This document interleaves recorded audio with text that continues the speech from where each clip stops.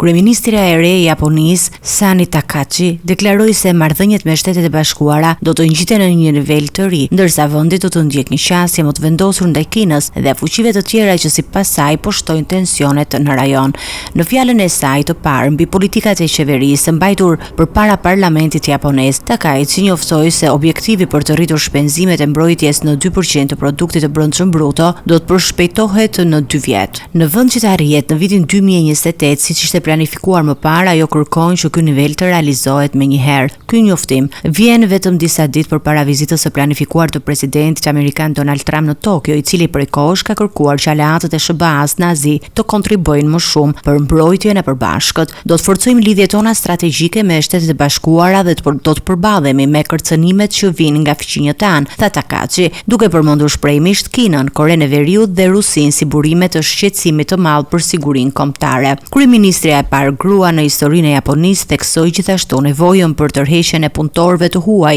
për të zbutur mungesën e fuqisë punëtore, por paralajmëroi se vendi do të vendosë masa më të forta kontrolli dhe integrimi.